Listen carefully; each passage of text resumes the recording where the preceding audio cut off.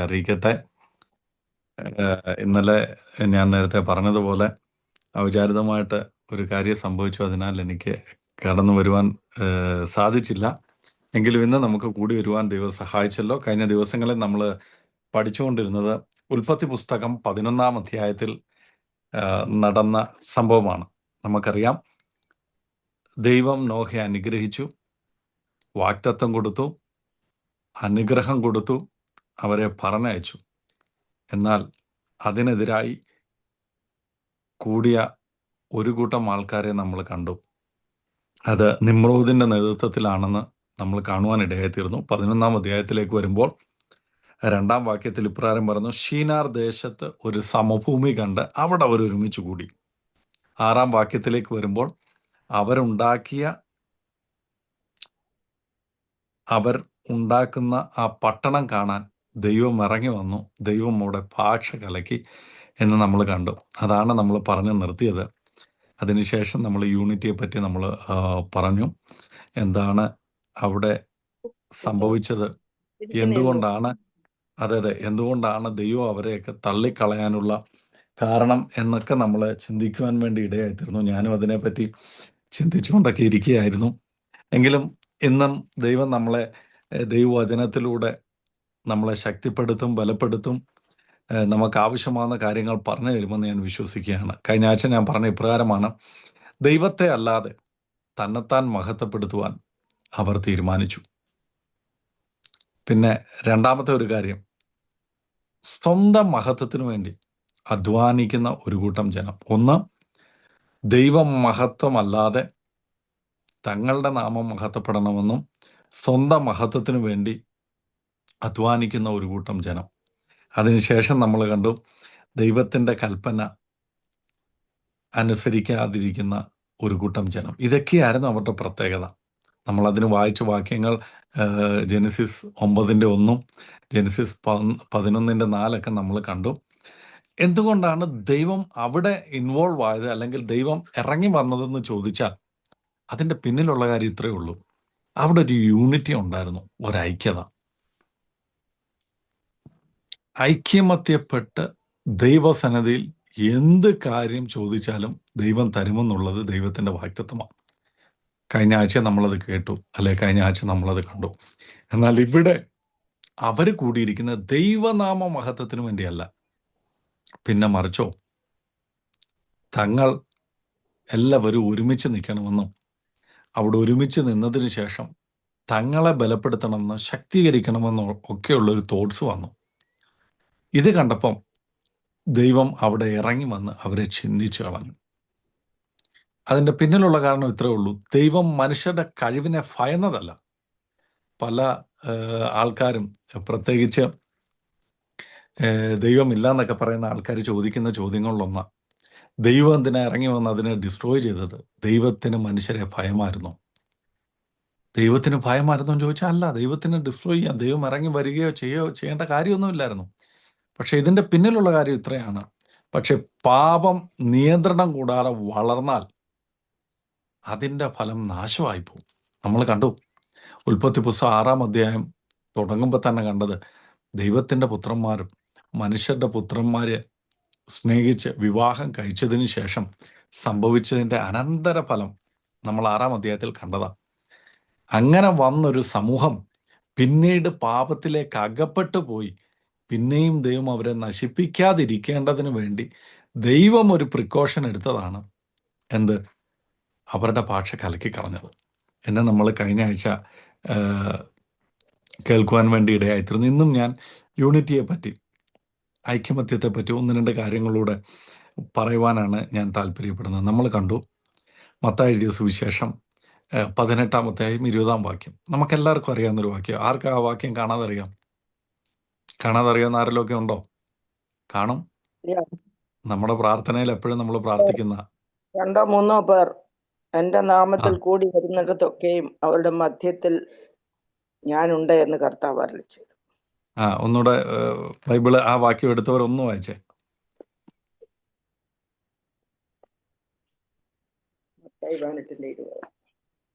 അതെ, മത്തായി 18:20. രണ്ടോ മൂന്നോ പേർ എന്റെ നാമത്തിൽ കൂടി വരുന്നിടത്തൊക്കെയും ഞാൻ അവരുടെ നടുവിലുണ്ട് എന്നും ഞാൻ നിങ്ങളോട് പറയുന്നു. ഉം. കൂടി വരുന്നിടത്തൊക്കെ അല്ലേ? Yes.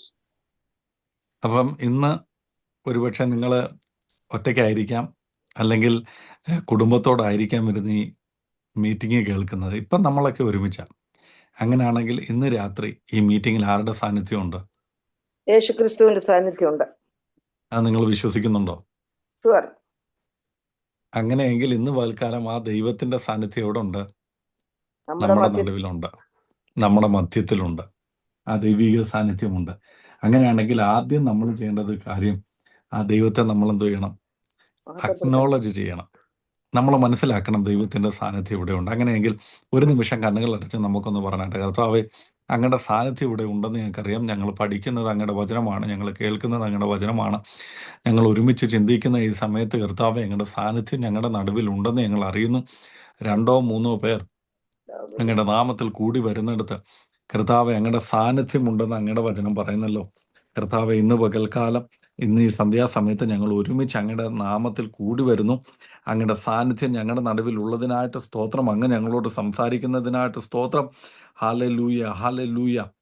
അങ്ങയുടെ കരം ഞങ്ങളോട് കൂടെ ഇരിക്കും. അങ്ങയുടെ സാന്നിധ്യത്തിൻ്റെ മറവ് ഞങ്ങളെ മറയ്ക്കും. ഇന്ന് ഞങ്ങൾ പ്രാർത്ഥിക്കുന്നത്, ഇന്ന് ഞങ്ങൾ പഠിക്കുന്നത്, ഇന്ന് ഞങ്ങളുടെ ജീവിതത്തിൽ ഏറ്റവും അനുഗ്രഹമാക്കി തീർക്കും. അങ്ങയുടെ സാന്നിധ്യത്തിൻ്റെ മറവിൽ ആരിപ്പാൻ അങ്ങിടയാക്കും.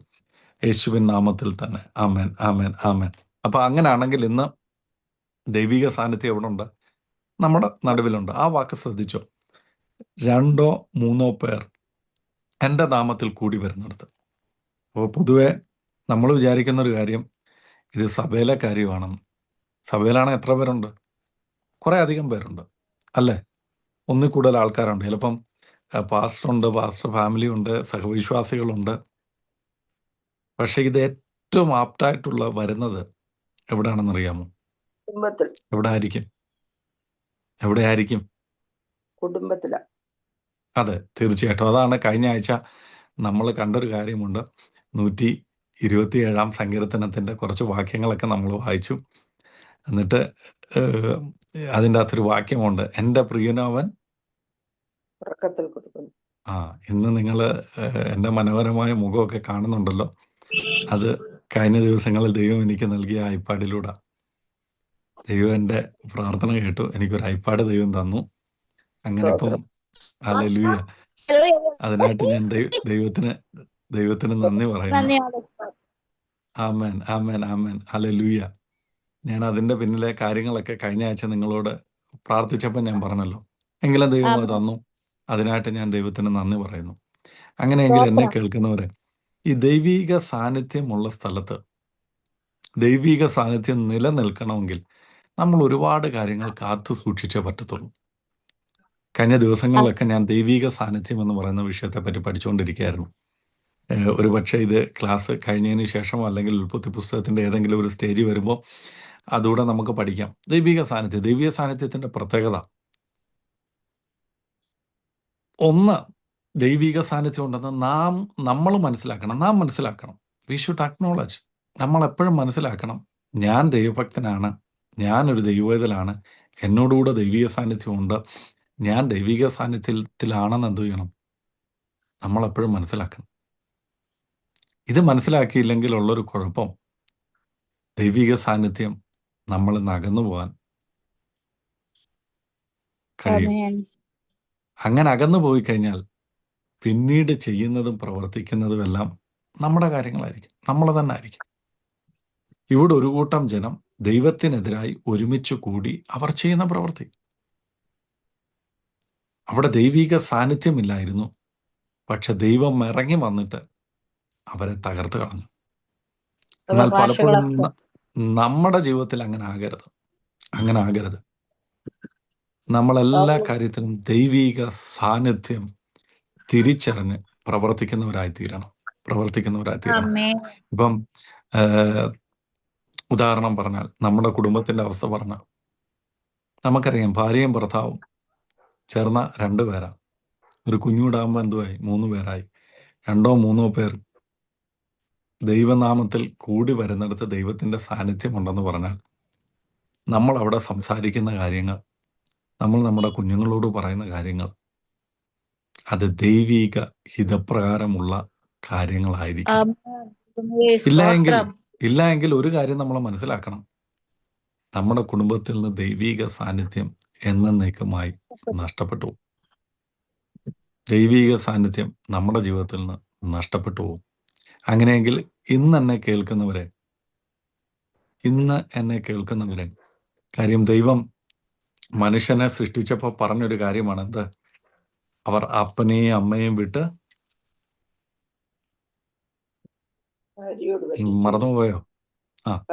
ദൈവം അങ്ങനെ ഒന്നിച്ചിരിക്കാൻ, ഒരുമിച്ച് കാര്യങ്ങൾ ചെയ്യാൻ, ഒരുമിച്ച് പ്രാർത്ഥിക്കാൻ, ഒരുമിച്ച് ജീവിക്കാൻ തന്ന കുടുംബം, ആ കുടുംബത്തിൽ ദൈവിക സാന്നിധ്യമില്ലെങ്കിൽ എന്തായി മാറുമെന്ന് ഇവരുടെ ഉദാഹരണത്തിൽ നിന്ന് പറഞ്ഞാൽ മതി.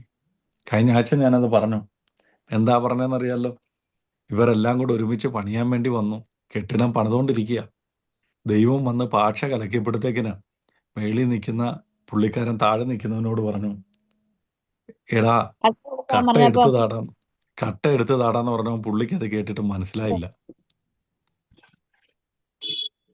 എന്നിട്ട് പറഞ്ഞു, എടാ ചാന്തെടുത്ത് സിമെന്റ് എടുത്ത് മേളിലോട്ട് തരാന്ന് പറഞ്ഞപ്പോ പുള്ളിക്ക് എന്തോ ഇത്, ഇവൻ എന്തോ പറയുന്നേ, കട്ട എടുത്തു കൊടുത്തു.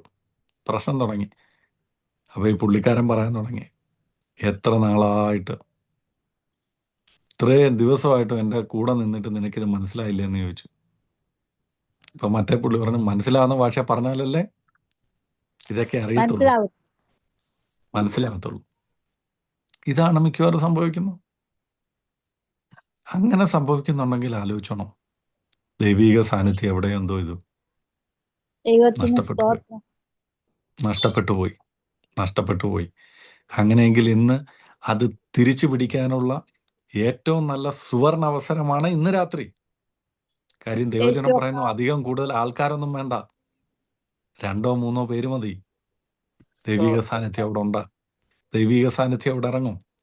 ഹല്ലേലൂയ, ആമേൻ, ആമേൻ, ആമേൻ. എൻ്റെ പിതാവ് ഒരു മദ്യപാനിയായിരുന്നു. ജോലിയൊക്കെ ചെയ്ത് കോൺട്രാക്ടറായിരുന്നു. അങ്ങനെ ഇരുന്ന സമയത്ത് തൻ്റെ മദ്യപാനത്തിൽ നിന്നും ദുശീലങ്ങളിൽ നിന്നൊക്കെ മാറാൻ വേണ്ടി അമ്മച്ചി പെന്തക്കോസ്ത് ചർച്ചിൽ പോയി. അങ്ങനെ ഞങ്ങൾ വിശ്വാസികളാണ്.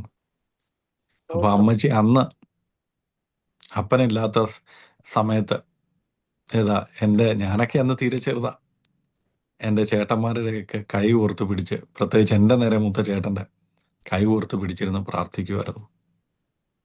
അങ്ങനെയെങ്കിൽ എന്നെ കേൾക്കുന്നവരെ അധികം പേരൊന്നും വേണമെന്നില്ല കേട്ടോ. ഒരാളെങ്കിൽ ഒരാള്, 2 പേരെങ്കിൽ 2 പേര്, നിങ്ങൾ ദൈവത്തിന്റെ നാമത്തിൽ ഐക്യമത്യപ്പെട്ടൊരു കാര്യം ദൈവത്തോട് ചോദിച്ചാൽ അതിനൊരു മറുപടിയുണ്ട്. മനുഷ്യന്റെ ഐക്യത കണ്ടിട്ട് ഇറങ്ങി വന്നിട്ട് ദൈവം പറയുന്നൊരു കാര്യമുണ്ട് അവിടെ. 11-ാം അധ്യായം 6-ാം വാക്യത്തിന്റെ അവസാനം ഇങ്ങനെ പറയുന്നു, ഇവർ ചെയ്യുവാൻ നിരൂപിക്കുന്നതൊന്നും അവർക്ക് അസാധ്യമാകത്തില്ല. അവര് ചെയ്യാൻ തീരുമാനിക്കുന്ന കാര്യങ്ങൾ അവർക്ക് അസാധ്യമാകത്തില്ല. അത് അടിവരയിടണം, അത് ഹൃദയത്തിൽ എഴുതി വെക്കണം. ഇതാര് പറയുന്ന വാക്കാണെന്നറിയാമോ? ദൈവം പറയുന്ന വാക്കുകളാണ്. മനുഷ്യനല്ല ഇത് പറഞ്ഞത്. ദൈവം ഇറങ്ങി വന്നിട്ട് ദൈവം മനുഷ്യനെ നോക്കി പറയുന്ന കാര്യമാണ്. ഐക്യമത്യപ്പെട്ട് നിൽക്കുന്ന ഒരു കൂട്ടം ജനം ചെയ്യാൻ ഉദ്ദേശിക്കുന്ന കാര്യം അവർക്ക് അസാധ്യമായി വരത്തില്ലെന്ന്.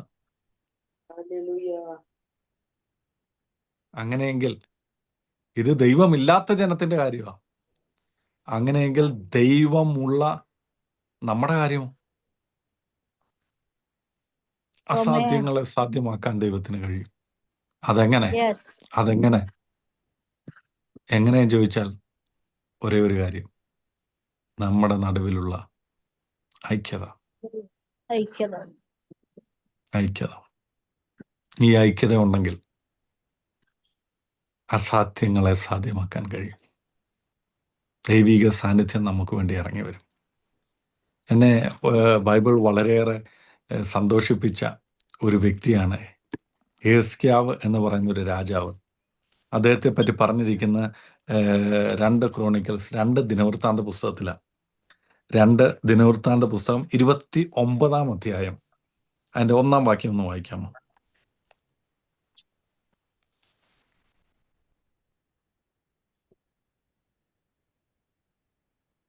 ക്രോണിക്കൽ 2 ദിനവൃത്താന്ത പുസ്തകം 29-ാം അധ്യായം 1-ാം വാക്യം. ഹിസ്കിയാവ് 25-ാം വയസ്സിൽ വാഴ്ച തുടങ്ങി. 29 സംവത്സരം യെരൂശലേമിൽ വാണു. അവന്റെ അമ്മയ്ക്ക് അബിയ എന്ന് പേർ. അവൾ മതി. സെഖര്യാവിന്റെ മകളായിരുന്നു. ആ കണ്ടോ, ഇവിടെ ഒരു രാജാവിനെ പറ്റിയാണ് പറയുന്നത്. പൊതുവെ രാജാക്കന്മാരുടെ പേര് പറയുമ്പോൾ അമ്മമാരുടെ പേര് വളരെ ചുരുക്കം രാജാക്കന്മാരെ പറ്റിയേ പറഞ്ഞിട്ടുള്ളൂ. ചിലവർ നല്ല കാര്യങ്ങൾ പഠിപ്പിച്ചു കൊടുത്തത്, ചിലവർ അവരുടെ ദൈവത്തിൽ നിന്ന് അകറ്റിക്കളഞ്ഞ മാതാവ് അല്ലെങ്കിൽ പിതാവ് എന്നൊക്കെ ഉള്ള രീതിയിലാണ് പറഞ്ഞിരിക്കുന്നത്. എന്നാൽ ഇവിടെ ഒരു മാതാവിനെ പറ്റി പറയുന്നത് ഇപ്രകാരമാണ്. നമ്മൾ വായിച്ചത് 2 ദിനവൃത്താന്ത പുസ്തകം 29-ാം അധ്യായം 1-ാം വാക്യമാണ്. ഇവിടെ പറയുന്നു ഹിസ്കിയാവ് എന്ന് പറയുന്ന ഒരു രാജാവ്, അദ്ദേഹത്തിൻ്റെ അമ്മയുടെ പേര് അബിയ. പറയുന്നു സെഖര്യാവ്. അത് പല തിയോളജിയന്മാർ പലത് പറയുന്നുണ്ട്.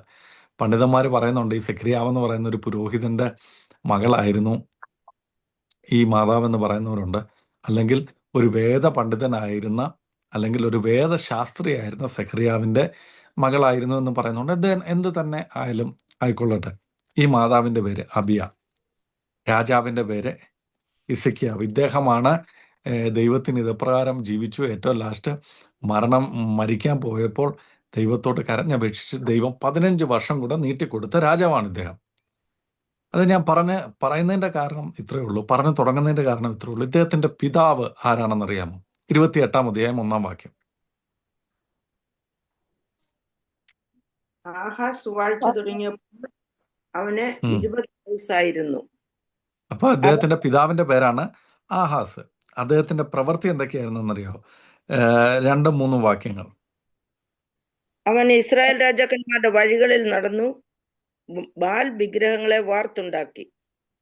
അവൻ ബെൻഹിന്നോം താഴ്വരയിൽ ധൂപം കാട്ടുകയും ഇസ്രായേൽ മക്കളുടെ മുൻപിൽ നിന്ന് യഹോവ നീക്കിക്കളഞ്ഞ ജാതികളുടെ മ്ലേച്ഛ ആചാരപ്രകാരം തന്റെ പുത്രന്മാരെ അഗ്നിപ്രവേശം ചെയ്യിക്കുകയും ചെയ്തു.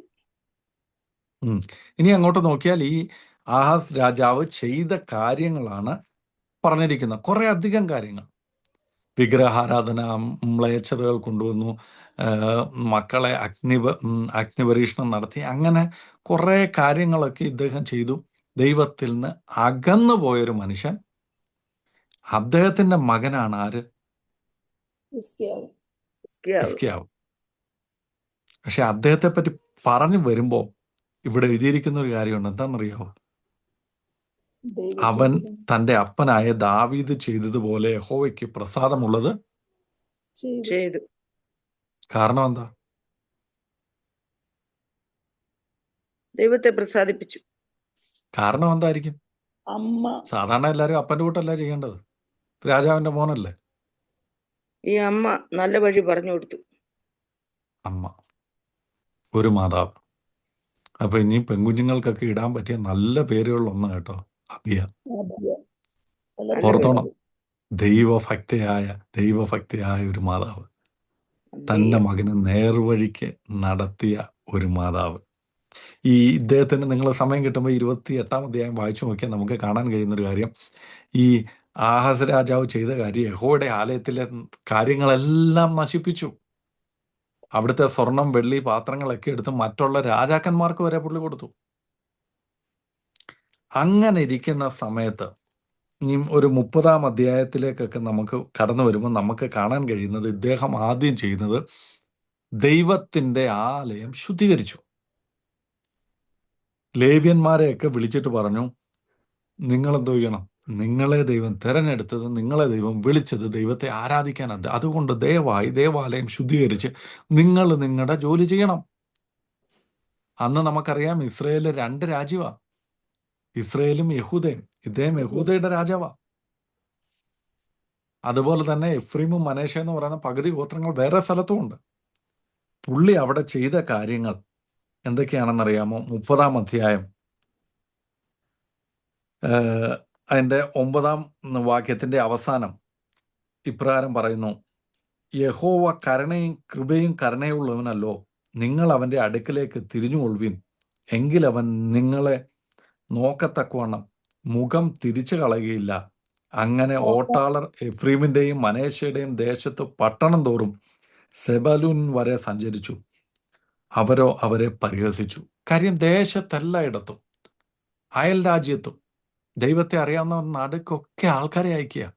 എന്നിട്ട് പറയാണ്, നമ്മളെല്ലാം എന്തോ ചെയ്യണം? മടങ്ങി വരണം. നമ്മളെല്ലാം എന്തോ ചെയ്യണം? ഒരുമിച്ച് വരണം. നമ്മളെല്ലാം എന്തോ ചെയ്യണം? ദൈവസന്നിധി വരണം. നമ്മളെല്ലാം എന്തോ ചെയ്യണം? ദൈവസന്നിധിയിലേക്ക് മടങ്ങി വരണം. കാര്യങ്ങളെ ക്രമീകരിക്കണം. അങ്ങനെ ചെയ്താൽ ദൈവം കൃപയുള്ളവനാ, കരുണയുള്ളവനാ. അവൻ നമ്മളെ സഹായിക്കും. ഇസ്രയേലിൻ്റെ അവസ്ഥ അല്ലെങ്കിൽ ഈ മറ്റുള്ള രാജ്യങ്ങളുടെ അവസ്ഥയൊക്കെ മേളിൽ എഴുതിയിട്ടുണ്ട്. ഈ 28, 29 അധ്യായങ്ങൾ, 30 അധ്യായങ്ങൾ എഴുതിയിട്ടുണ്ട്. അവരൊക്കെ ബദ്ധന്മാരായിട്ട് കൊണ്ടുപോയിരിക്കുക. ഇദ്ദേഹം രാജ്യത്ത് എല്ലായിടത്തും അയൽ രാജ്യങ്ങളിലൊക്കെ, പക്ഷെ ആരും അക്സെപ്റ്റ് ചെയ്തില്ല. ഈ അയച്ച ദൂതന്മാരെയൊക്കെ അവർ കളിയാക്കി. പക്ഷെ താൻ വിട്ടുകൊടുത്തില്ല.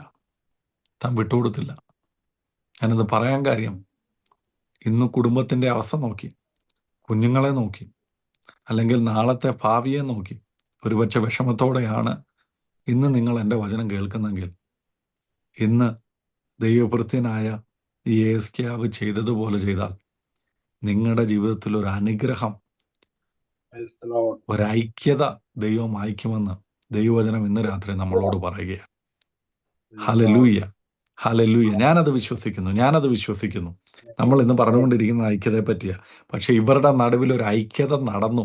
അതെങ്ങനെയാണെന്നൂടെ നിങ്ങൾ അറിയണ്ടേ? 12-ാമത്തെ വാക്യം ഒന്ന് വായിച്ചാട്ടെ. 30-ാം അധ്യായം 12-ാം വാക്യം. യഹൂദയിൽ യഹോവയുടെ വചനപ്രകാരം രാജാവും പ്രഭുക്കന്മാരും കൊടുത്ത കൽപ്പന അനുസരിച്ച് നടക്കേണ്ടതിന് അവർക്ക് ഐകമത്യം നൽകുവാൻ തക്കവണ്ണം ദൈവത്തിന്റെ കൈ വ്യാപരിച്ചു. കണ്ടോ? ഈ 11 വാക്യം, 10-ാമത്തെ വാക്യം, പലരും അവരെ നിന്ദിച്ചു, പരിഹസിച്ചു കളഞ്ഞു. പ്രാർത്ഥിച്ചിട്ട് കാര്യമില്ലെന്നും ഇങ്ങനൊന്നും കൂടിയിട്ട് കാര്യമില്ലെന്നൊക്കെ പറഞ്ഞ് പരിഹസിച്ചു. 11-ാമത്തെ വാക്യം, ചിലർ തങ്ങളെ തന്നെ താഴ്ത്തി യെരൂശലേമിലേക്ക് വന്നു. ഇന്ന് രാത്രി ദൈവകരങ്ങളിലേക്കൊന്ന് താഴ്ത്തി ദൈവസന്നിധിയിലേക്കൊന്ന് വരാൻ നമ്മൾ തയ്യാറായാൽ, ഇവിടെ പറയുന്നു ഐക്യമത്യം നൽകുവാൻ തക്കവണ്ണം ദൈവത്തിന്റെ കരം എന്തോ ഇതും. അവരെ സഹായിച്ചു. അപ്പോൾ ഐക്യമത്യം നമ്മുടെ നടുവിലില്ലെങ്കിൽ നമ്മൾ ചെയ്യേണ്ട കാര്യം എന്തുവാ? ഐകമത്യം കൊണ്ടുവരണം. എങ്ങനെ കൊണ്ടുവരണം? പ്രാർത്ഥിച്ചു. നമ്മളെ കൊണ്ട് പറ്റത്തില്ലെന്നേ. ഭാര്യ ഭർത്താവിനോട് പറഞ്ഞാൽ പുള്ളി കടിച്ചു കയറുമെന്നാണ് പറയുന്നത്. ഭാര്യ എടുക്കാൻ ചോദിച്ചു കഴിഞ്ഞാൽ ഒന്നും മനസ്സിലാകത്തില്ലെന്നാണ് പറയുന്നത്. കുഞ്ഞുങ്ങളോട് പറഞ്ഞാൽ ഈ അപ്പനും അമ്മയ്ക്കൊക്കെ എന്തോ അറിയാമെന്നാ ചോദിക്കുന്നത്. നിങ്ങൾക്കൊക്കെ എന്തോ അറിയാം, നിങ്ങളൊക്കെ ജനിച്ച സാഹചര്യത്തിലല്ല ഞങ്ങൾ ജനിച്ചതെന്നാണ് പറയുന്നത്. ജനറേഷൻ ഗ്യാപ്പാ മമ്മി, ജനറേഷൻ ഗ്യാപ്പ്. ഇന്ന് രാത്രി ദൈവജനം നമ്മളോട് പറയുന്നു, ദൈവഭക്തനായ ഒരു മനുഷ്യൻ അദ്ദേഹത്തോടു കൂടെ ദൈവസന്നിധിയിലേക്കൊന്ന് താഴ്ത്തി സമർപ്പിച്ച് ദൈവരങ്ങളിൽ ഇരുന്നപ്പോൾ ഐക്യത നൽകുവാൻ തക്കോണം വ്യാപരിച്ചൊരു ദൈവത്തിന്റെ കരം ഇന്ന് രാത്രി എൻ്റെ കുടുംബത്തിൽ വ്യാപരിക്കണമെന്ന് ആത്മാർത്ഥയോട് പറയാൻ പറ്റുന്ന എത്ര പേരുണ്ട്? കർത്താവിനോടൊന്ന് പറഞ്ഞേട്ടെ, കർത്താവ് ഇത് അങ്ങയുടെ വചനമാണ്. ഇന്ന് രാത്രി ഐക്യതയില്ലാത്ത അവസ്ഥ കർത്താവ് എൻ്റെ കുടുംബത്തിലുണ്ട്, ഞങ്ങളുടെ നടുവിലുണ്ട്, ഞങ്ങളുടെ സഭയിലുണ്ട്, ഞങ്ങളുടെ ദേശത്തിലുണ്ട്. എവിടെയാണെന്ന് നിങ്ങൾക്കറിയാമല്ലോ. ഇത് ഇന്ന് രാത്രി ദൈവം നമ്മളോട് സംസാരിക്കുക. ഹിസ്കിയാവിൻ്റെ ജീവിതത്തിൽ കർത്താവ് രാജ്യത്തിൽ അവരുടെ നടുവിലേക്ക് ഒരു ഐക്യത അങ്ങ് അയച്ചെങ്കിൽ, അങ്ങയുടെ കരം അതിനുവേണ്ടി വെളിപ്പെട്ടു വന്നെങ്കിൽ, ഇന്ന് രാത്രി ഞാൻ വിശ്വസിക്കുന്നു കർത്താവ് വരും ദിവസങ്ങളിൽ എൻ്റെ കുടുംബത്തിൽ, എൻ്റെ ജീവിതത്തിൽ, എൻ്റെ ജോലി സ്ഥലത്ത്, എൻ്റെ കുടുംബാംഗങ്ങളിൽ കർത്താവെ ഐക്യത വരുത്തുവാൻ തക്കോണം ദൈവത്തിന്റെ കരം വ്യാപരിക്കും. അങ്ങയുടെ കരമില്ലെങ്കിൽ ഞങ്ങൾക്കൊന്നും ചെയ്യാൻ പറ്റത്തില്ല. ഞങ്ങൾ വെറും നിസ്സാരരാണ്. ഏത് മനുഷ്യനും ഉറച്ചു നിന്നാൽ ഒരു ശ്വാസം മാത്രം, ഈ ശ്വാസം പോയാൽ ഞങ്ങൾ തീർന്നു. Hallelujah, hallelujah, hallelujah. പക്ഷെ ഞങ്ങളെ കൊണ്ട് ചെയ്യിക്കാൻ അങ്ങേക്ക് പലതും കഴിയുമെന്ന് ഞങ്ങൾ അറിയുന്നു. ഇന്ന് പകൽക്കാലം കുടുംബങ്ങളുടെ മേൽ ഐക്യത വ്യാപരിക്കട്ടെ കർത്താവെ. അതിന് തടസ്സമായി നിൽക്കുന്ന കർത്താവെ, ഹല്ലേലൂയ, കർത്താവെ, അതിനാവശ്യമാണ് താഴ്മ ഞങ്ങൾക്ക് നൽകണമേ. ഓ ഉടബല റിഗനപന ഹതുനഗർ ഹസ്തകരെ പൗഡൽ ഖനക റിഗന ഹസ്തുര പൗഡക രാജകര ഉടകര അംദനരഗനം കർത്താവെ, hallelujah. Amen, amen, amen, amen, amen, amen. Hallelujah. ഇങ്ങനെ ഐക്യത അവരുടെ നടുവിൽ വ്യാപരിച്ചപ്പോൾ ദൈവത്തിൻ്റെ കരം അവരോട് കൂടെ ഇരുന്ന് ഐക്യത നൽകിയപ്പോൾ അവിടെ സംഭവിച്ച കാര്യം എന്താണെന്ന് നിങ്ങൾക്കറിയാമോ? 30-ാം അധ്യായം 25 വാക്യം ഇവിടെ പറയുന്നു, യഹൂദയും സർവ്വസഭയും പുരോഹിതന്മാരും ലേവ്യന്മാരും ഇസ്രയേലിൽ നിന്ന് വന്ന സർവ്വസഭയും, ഇസ്രയേൽ എന്ന് പറയുന്ന വേറൊരു രാജ്യം കേട്ടോ, വേറൊരു ദേശമാണ്. ഇസ്രായേൽ ദേശത്തു നിന്നും വന്ന യഹൂദിയിൽ പാർത്തിരുന്ന പരദേശികളും സന്തോഷിച്ചു. കണ്ടോ, എല്ലാവർക്കും സന്തോഷം. വരുന്നവർക്കും പോകുന്നവർക്കും എല്ലാം എന്തുവാ? സന്തോഷം. ആ ഇപ്പൊ അങ്ങോട്ട് പോയാലേ പ്രശ്നമാണെന്ന് പറഞ്ഞ് വരാതിരിക്കുന്നവരൊക്കെ ഇപ്പൊ എന്തോ ഇത് അവിടെ വന്നു കഴിഞ്ഞപ്പോഴത്തേനും സന്തോഷം. അങ്ങനെ യെരൂശലേമിൽ സന്തോഷം എന്തോയി ഉണ്ടായി. ഇസ്രായേൽ രാജാവായ ദാവീദിന്റെ മകൻ ശലോമോന്റെ കാലം മുതൽ ഇതുപോലെ യെരൂശലേമിൽ സംഭവിച്ചിട്ടില്ല. ഹല്ലേലൂയ. എന്തോ ഇത് ഇതുവരെ സംഭവിക്കാത്തത് എന്തോ ഒന്ന് എവിടെ ആമേൻ. സംഭവിച്ചു? യഹൂദ്യയിൽ. അവിടെ നടുവിൽ സംഭവിച്ചു. അതെങ്ങനെ സംഭവിച്ചു? ഐക്യമത്യമുണ്ട്. ദൈവത്തിന്റെ കരം ഐക്യത നൽകിയപ്പോൾ. ഐക്യത എങ്ങനെ വന്നു? ഞാൻ പ്രാർത്ഥിച്ചു. 1-2 കാര്യം പറഞ്ഞുള്ളൂ. പക്ഷെ നിങ്ങൾ ഇത് വായിച്ചാൽ നിങ്ങൾക്ക് ഒരുപാട് കാര്യങ്ങൾ കിട്ടും. കാര്യം ഞാൻ ഇന്നത്തെ വിഷയം എന്താണെന്ന്, കഴിഞ്ഞ ആഴ്ച എന്താണെന്ന് ഞാൻ പഠിപ്പിച്ചതെന്ന് ഞാൻ നമ്മുടെ ലില്ലിക്കുട്ടി ആൻറ്റിക്കൊരു മെസ്സേജ് അയച്ചിട്ട് ചോദിച്ചാൽ, ആൻറ്റി എന്താണ് കഴിഞ്ഞ ആഴ്ച? അപ്പോൾ പറഞ്ഞു ഇതുകൂട്ട് പാസ്റ്റർ ഐക്യതയെ പറ്റി. അപ്പം ഞാൻ പ്രാർത്ഥിച്ചുകൊണ്ട് നിർത്താവ് എന്തുവാ? അപ്പം എൻ്റെ മനസ്സിലേക്ക് വന്ന കാര്യം ഞാനിത് ജസ്റ്റ് വായിച്ച് ഒന്ന് അണ്ടർലൈൻ ചെയ്തിട്ട് നിങ്ങളോട് അങ്ങ് പറയുക. പക്ഷെ നിങ്ങൾ വായിച്ചാൽ ഇതിനേക്കാൾ കൂടുതൽ കിട്ടും. 28, 29, 30 അധ്യായമൊക്കെ ഒന്ന് വായിച്ചു നോക്കിയാൽ ഞാൻ ഈ പറഞ്ഞതിനേക്കാൾ കൂടുതൽ നിങ്ങൾക്ക് കിട്ടും.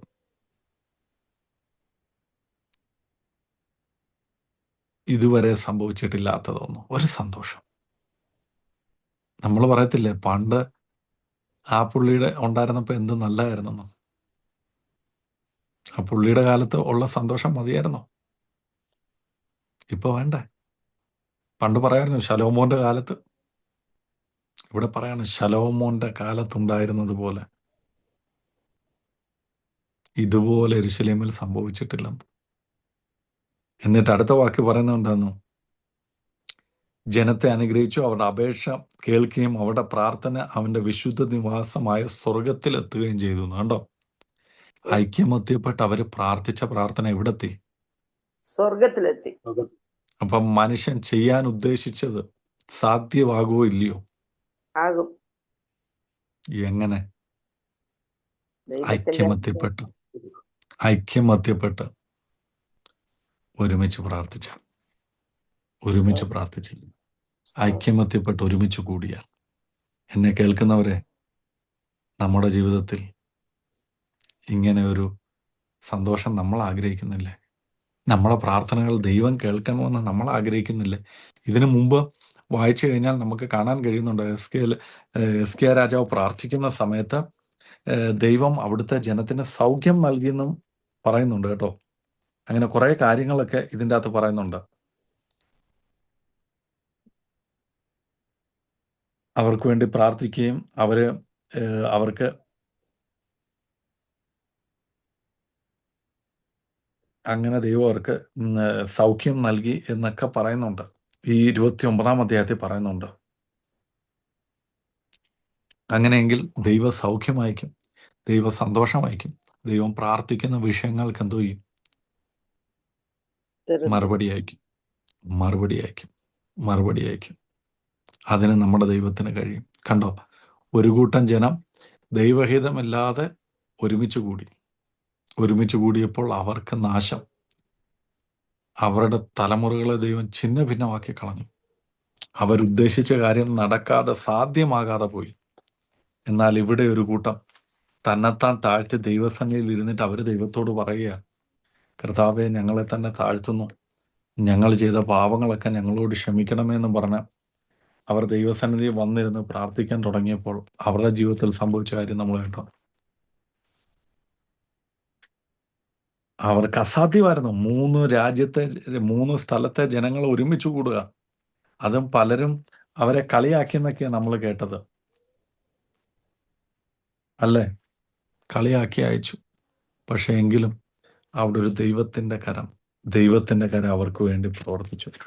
ദൈവത്തിൻ്റെ കരം അവർക്ക് വേണ്ടി പ്രവർത്തിച്ചു. ഈ സഭാപ്രസംഗി 4-ാം അധ്യായത്തിലേക്ക് നമുക്ക് കടന്നു വരാം. എനിക്ക് തോന്നുന്നു ഇതിനു മുമ്പ് ഒരിക്കൽ ഞാൻ പറഞ്ഞിട്ടുള്ളൊരു കാര്യം അത്.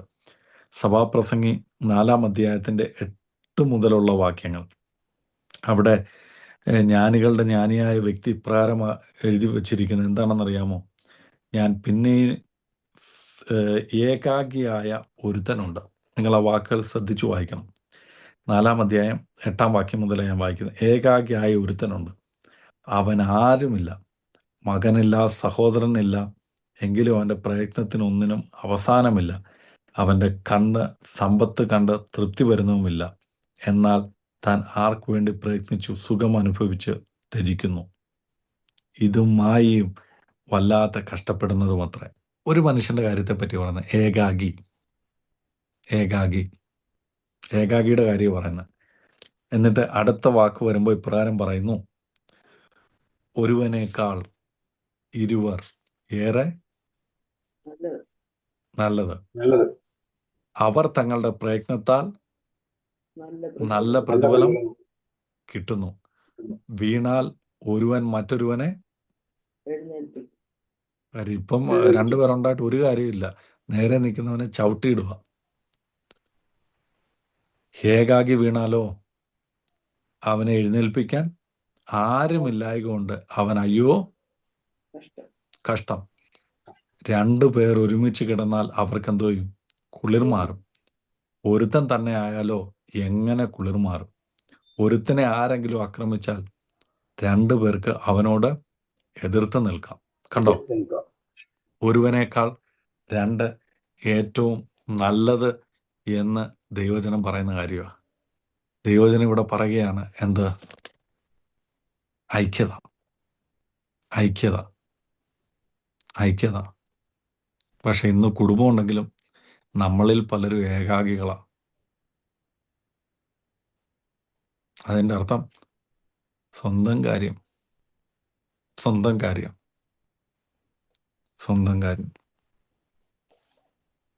ഹല്ലേലൂയ. എന്നെ ദൈവം കുറെ വർഷങ്ങൾക്ക് മുമ്പ് പഠിപ്പിച്ചൊരു കാര്യമുണ്ട്. എൻ്റെ സ്നേഹിതനായുള്ള ഒരു അങ്കിളുണ്ടായിരുന്നു. താൻ ഒരു പയ്യനെ എടുത്തു വളർത്തി. താൻ നല്ല അറിയപ്പെട്ട കുടുംബത്തിലെയും നല്ല സാമ്പത്തികമുള്ള ഒരു ഫാമിലിയിലുള്ള ഒരാളാണ്. നല്ല കാശുകാരനാണ് ആള്. സകല സുഖ സൗകര്യങ്ങളൊക്കെ ഈ പയ്യന് കൊടുത്തു. അവരുടെ വീട്ടിൽ കാറുണ്ട്, പല വണ്ടികളുണ്ട്, ഇഷ്ടംപോലെ കാശുണ്ട്, എല്ലാ കാര്യങ്ങളും ഒക്കെ പ്രൊവൈഡ് ചെയ്തു. അങ്ങനെ ഇരിക്കുന്ന സമയത്ത് ഈ അങ്കിള് ഇവിടെ സൗത്ത് ആഫ്രിക്കയിൽ വന്നു. അവരുടെ റിലേറ്റീവായിട്ട് ഈ പയ്യന് ഒരു ജോലിക്ക് വേണ്ടിയാണ് താൻ ഇവിടെ വന്നത്. അങ്ങനെ ഇരുന്ന സമയത്തൊക്കെ ഞങ്ങളൊക്കെ പരിചയപ്പെട്ട് കഴിഞ്ഞിട്ട് ഈ റിലേറ്റീവ്സ് എപ്പോഴും ഈ പയ്യനെ പറ്റി ഭയങ്കര വിഷമത്തോടെ പറയും. ഇത്രയൊക്കെ കാര്യങ്ങൾ ചെയ്തിട്ടും അവന് പലപ്പോഴും ഈ പയ്യന് താൻ വളർന്ന് വലുതായി, നല്ല പ്രായമായി. ഞാൻ കാണുമ്പോൾ തന്നെ ഏകദേശം 10-26 വയസ്സ് ആ പയ്യനുണ്ട്. അവന് വേണ്ടിയുള്ള കാര്യങ്ങളെല്ലാം ചെയ്ത് ഈ അങ്കിള് മോനെ സ്വന്തം മോനല്ലെങ്കിലും സ്വന്തം മോനെ പോലെ കാര്യങ്ങളൊക്കെ ചെയ്യുന്നു. പക്ഷെ അവൻ പലപ്പോഴും തൻ്റേതായിട്ടുള്ള സ്വഭാവ സവിശേഷതകളൊക്കെ കാണിക്കുന്നു. അത് ഇവർക്കൊക്കെ ഭയങ്കര വിഷമമായിട്ടുള്ളൊരു കാര്യമാണ്. അപ്പോൾ ഒരിക്കൽ ഇങ്ങനെ കാര്യമൊക്കെ പറഞ്ഞുകൊണ്ടിരുന്നപ്പോൾ അദ്ദേഹത്തിൻ്റെ റിലേറ്റീവ് ഞങ്ങളുടെ സഭയിലെ വിശ്വാസിയാണ്.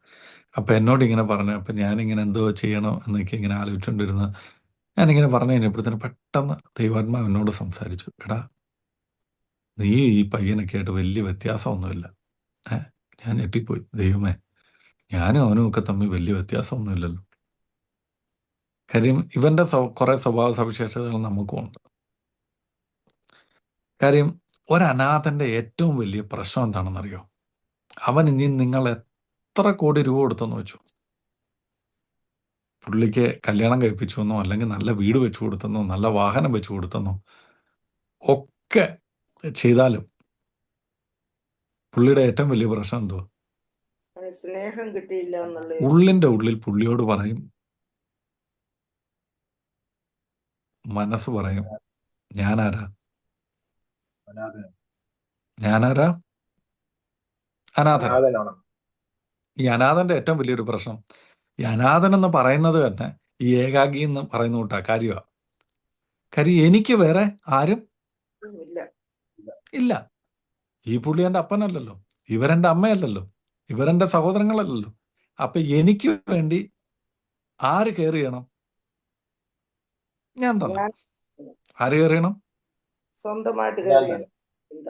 ഞാൻ തന്നെ, സ്വന്തമായിട്ട് ഞാൻ തന്നെ ചെയ്യണം. പക്ഷെ നമുക്കൊക്കെ ഈ ഒരു വലിയ ചിന്ത ഉണ്ടായിരുന്നു.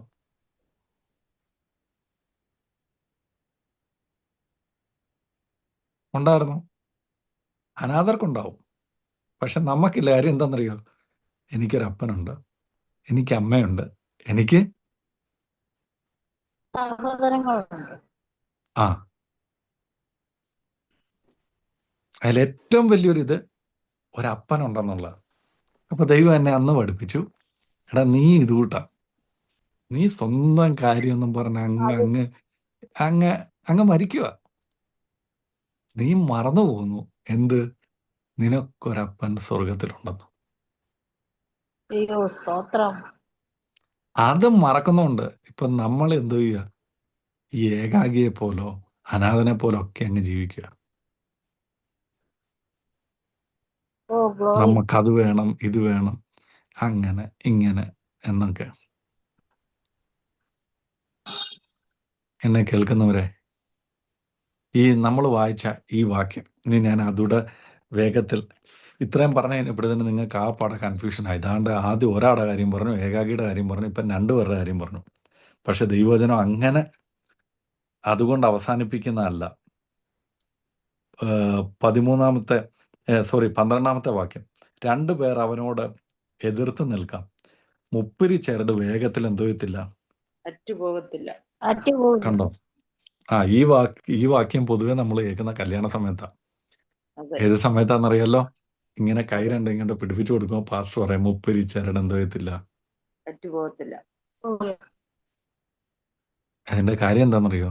2 പേര് ഒരുമിച്ച് ദൈവനാമത്തിൽ ഇങ്ങനെ കൈകോർത്ത് പിടിക്കുമ്പോൾ അതിൻ്റെ മേളിൽ അദൃശ്യമായ അവിടെ ആരുടെ കരം കൂടി വരുമെന്ന്? ഹല്ലേലൂയ. പിതാവായ ദൈവത്തിൻ്റെ കരം വരും. കണ്ടോ ഐക്യതയുടെ ഗുണം? കണ്ടോ ഐക്യതയെ പറ്റി എന്താ എഴുതിയിരിക്കുന്നതെന്ന് കണ്ടോ? അങ്ങനെയെങ്കിൽ എന്നെ കേൾക്കുന്ന പ്രിയ സഹോദരി സഹോദരന്മാരെ, മാതാപിതാക്കളെ, ഇന്ന് മുതൽ നിങ്ങൾ സ്തോത്രം. തന്നെത്താൻ ഒന്ന് താഴ്ത്തി ദൈവകരങ്ങളിലേക്ക് ഏൽപ്പിച്ചു കൊടുത്ത് നിങ്ങളുടെ കരങ്ങളെ കോർത്ത് പിടിച്ച് ഐക്യതയോടൊന്ന് പ്രാർത്ഥിക്കാൻ തുടങ്ങിയാൽ അതിൻ്റെ മേളിൽ വെക്കുന്ന സ്വർഗത്തിലെ ദൈവത്തിൻ്റെ ഒരു കരമുണ്ട്. കർത്താവേ, സ്തോത്രം. അസാധ്യമായിട്ടൊന്നുമില്ല കേട്ടോ, അസാധ്യമായിട്ടൊന്നുമില്ല. എത്ര നാളായിട്ട് പ്രാർത്ഥിക്കുന്നുവെന്ന് പറ. പക്ഷെ ലഭിക്കുന്നില്ലെങ്കിൽ അതിൻ്റെ കാരണം ഇത്രയേ ഉള്ളൂ, നമ്മുടെ നടുവിൽ ഇനി ക്രമീകരിക്കേണ്ടത് എന്തൊക്കെയോ ഉണ്ട്. അതിന്ന് ക്രമീകരിക്കണം. ഈ എസെക്കിയ രാജാവിൻ്റെ കാര്യം പറയുമ്പോൾ തൻ്റെ പിതാവ് അങ്ങനെ ആയിരുന്നു എന്നേ. ഹല്ലേലൂയ. പക്ഷെ അതുപോലല്ല. തൻ്റെ പിതാവ് എന്തെല്ലാം കാണിച്ചോ അതിന് നേർ വിപരീതമായി ദൈവഹിതമില്ലാത്ത കാര്യങ്ങൾ അപ്പൻ ചെയ്തെങ്കിൽ ദൈവഹിതത്തിന് വേണ്ടിയുള്ള കാര്യങ്ങൾ താൻ ചെയ്തു. എല്ലാവരെയും കൂട്ടി വരുത്താൻ താൻ ആവുന്നത്ര പണിപ്പെട്ടു. പക്ഷെ തൻ്റെ ആ കമ്മിറ്റ്മെന്റ് കണ്ട്, ആ ദൈവസ്നേഹം കണ്ട്, ആ താഴ്മ കണ്ട് ദൈവത്തിൻ്റെ കരം എന്തോ ചെയ്തു? അവരെല്ലാം കൂട്ടി യോജിപ്പിച്ചു എന്നേ. ഹല്ലേലൂയ. നമുക്കൊക്കെ ആമേൻ. അറിയാം, ഈ കൊച്ചിലെ ഞങ്ങൾ തുണി അലക്കുമായിരുന്നു. അത് ഞങ്ങളുടെ വലിയൊരു ആഘോഷമായിരുന്നു. ഞങ്ങൾ സഹോദരന്മാരെല്ലാം കൂടെ ശനിയാഴ്ച തുണി അലക്കും. ഒരു വലിയൊരു ചരുവത്തിൽ രാവിലെ സർപ്പ് പൗഡറൊക്കെ ഇട്ട് മുക്കി വെച്ചിട്ട് എല്ലാവരുടെ കൂടെ തുണി അലക്കും. അപ്പോൾ ഒരാൾ ഈ കല്ലേൽ ഇങ്ങനെ കുത്തിപ്പിഴിഞ്ഞ് അടുത്ത ആൾക്ക് എറിഞ്ഞു കൊടുക്കും.